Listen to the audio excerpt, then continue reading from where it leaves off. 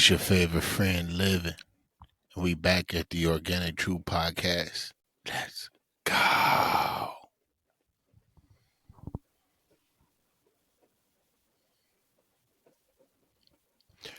Blessings, everybody. Blessings. I want to begin off with letting my listeners know that y'all see the atmosphere is different, and I'm going to try to continuously change it. But tonight is a special occasion. And I say tonight because you see it's nighttime. So your boy Living is on a totally different type of energy. But I do want to put a disclaimer out there and just let everybody know that nor this is directed toward anybody or am I trying to hurt anybody's feelings. But I am solely for tonight speaking facts, living my truth organically, and only speaking to those who feel like it needs to be applied to them. So whatever that feels like, if it's speaking to you, then please, maybe not even react, but please, just listen. Because this is my silent piece. This is my silent piece. And I'm saying this to you because, or to whoever, or anybody dealing with anything. Have you ever been in a situation to where you feel like your back is against a wall and you have to change or you have to make a decision that's not only going to change the trajectory of your life, but other people's too? And it could be anybody. It could be a close friend. It could be a family member. It could be a foe, but I noticed that my real people, or people in general who are real, don't really react or want their enemies to be in a position that they know that they wouldn't want to be in. And that's a lack of empathy and sympathy. But it's hard when you're dealing with situations where people are close to you. Nobody should deal with and I want to speak this and I want to say this because if you listening to this and you lost a loved one, particularly a mother, a father, a cousin, a brother, a sister, you understand the magnitude of not doing things because you have a personal agenda. Even if you have an agenda that has nothing to do with people being able to access their loved ones. Now you ask, what am I saying, Living? Because living, I don't want to tiptoe and I don't want to talk in circles. But family, I'm going to tell y'all, man, it's so hard to talk about this. It's so hard for me to talk about this. But I remember a Pacific person that I was talking to who was going through some things. And he told me, he said, man, you know what? Living, I appreciate you and Coco Fetish. And I appreciate me having a voice in this podcast. And this is probably the only thing that I have to be able to speak the way that I want to. And at that moment, I didn't know what he was going through. And respectfully, I'm going to say, I truly didn't care.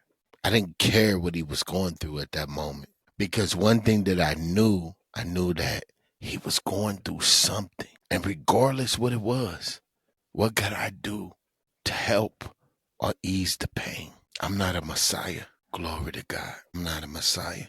But I'm a human being who could connect with other human beings to be able to continue to further the journey or the healing of whatever one's going through. Because we all go through it.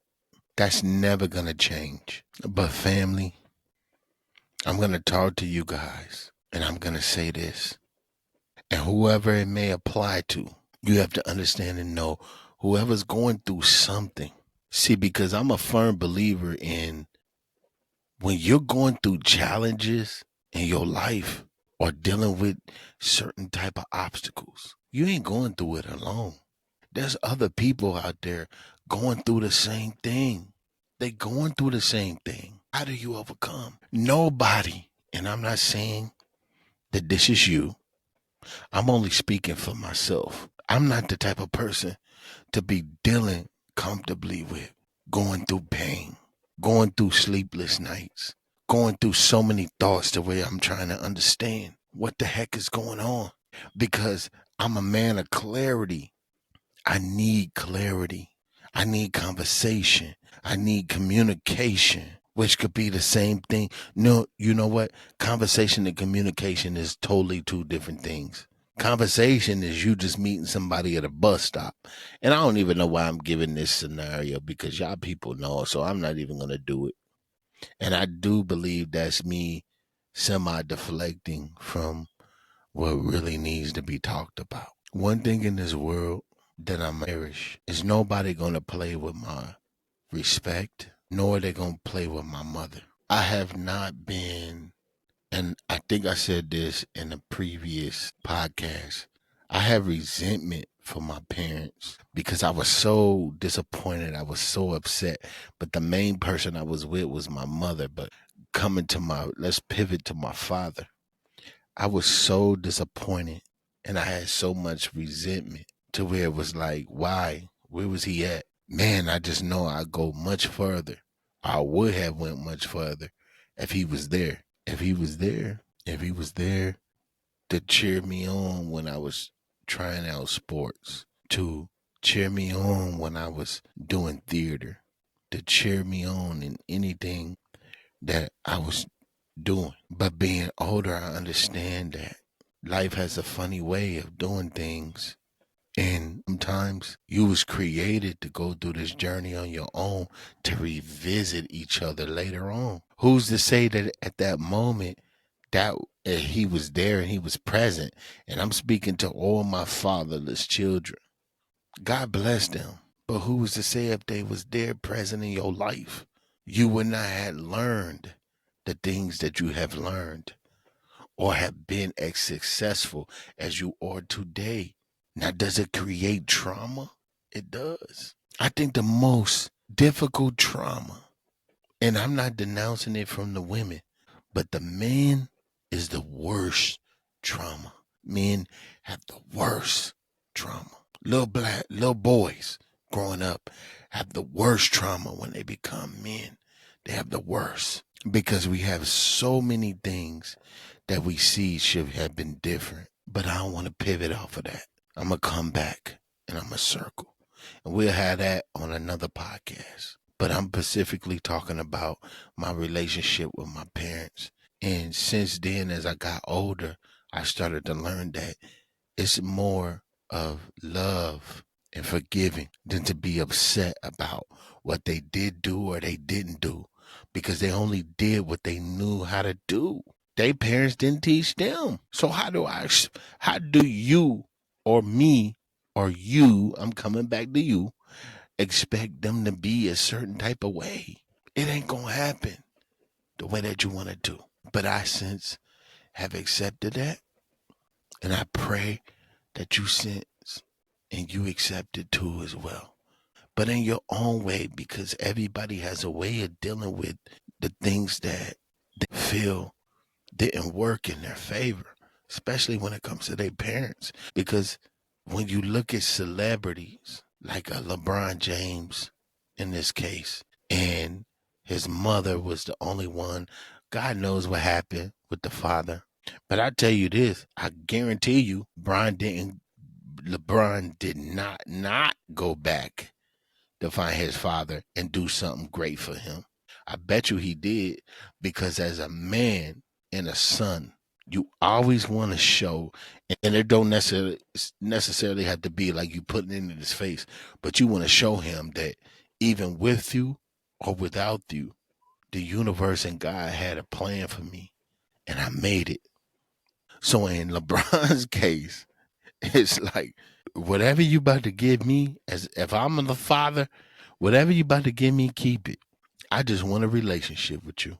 And at that moment, you had to decide what you want to do. But like I said, I had resentment for my parents. I looked at my dad came back into my life, and I feel like we got a decent relationship. I still kind of feel like he don't really truly know me like he should. And I'm just specifically talking about myself, none of my other siblings. But when it comes in regards to my mother, I used to always and ask why, why her? And it hurt me a lot. It hurt me a lot. So it's like never knew and understood what it was to forgive because I was so young. So I wanted to harbor that anger and that disappointment and that deceit. Like, man, you not this and you not that, you not this. But I had to remember that as I got, you know what, as I got older, I started to be able to ask questions and dig in and see that, dang, she was distinguished. My mother was distinguished. She went to college, top of her class in high school, first of her kind, was God fearing. She had all the attributes. And that's what her parents put into her, especially her mother. Shout out to the great Laura Jones. So that's when I knew and I understood, like, man, now that now the age that I am now, it's like, man, I can't put that on her. I can't. I'm at a place in my life to where I want to spend time with my mother. And don't get me wrong, in the area that I live, I start seeing, and I'm telling you, this is how it works. I start seeing and being in this environment, in this level. And at this level, you see the grandparents with the kids. You don't see the parents. And you could tell they're the grandparents because of how they're reacting and the way that they look. That's something that I have envied and cherished at the same time because I look at my children and I'm like, man, that's what they should have. I've been to many. Listen, look, I know I'm not the only one. And if you are, please leave a comment, follow, like, subscribe to the YouTube because I've been that one that show up to every grandparent day and be the youngest one in the room because my kids ain't had their grandparents. No shade. I say that respectfully. So let's pivot to my mother, the resentment. It was anger. It was disappointment. Because mind you, I've been through so much with her as opposed to my father because he wasn't there. So she had to carry the torch. She had the flame. But some of the decisions she made that put me, and I'm sure my other siblings, in a compromising position. Shelter, food bank, all of the above. And no disrespect to my family that is listening to this podcast who've been through that. Embrace that. Because I was so young. So it was like the only thing I could embrace was trusting and believing in who was leading me at that particular moment. And there's some things that happen that in time as this develops, this podcast that I talk about. But I'm using these moments to be able to speak upon something that I want people to understand, that having a relationship with my father is important, and I have that. My mother always been non-traditional in a sense of being around, being a grandmother, as opposed to my grandfather, my dad. He's not traditional. He's granddad, and no, it depends. And forever, I held my mother to a different type of standard or a fire. And I resent that because she carried the torch. She carried it. She carried it when there was nobody else there to do it.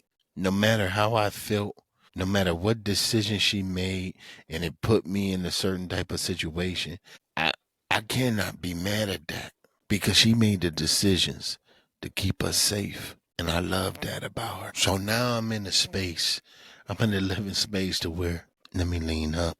That's my mother. I do anything and everything to fight for her. You keep playing games and think this is a joke, you'll be in a place to where you never thought you would be. I am not at a level to where I let anybody hurt, or horse, or manipulate my mother or my father. I'm a totally different animal.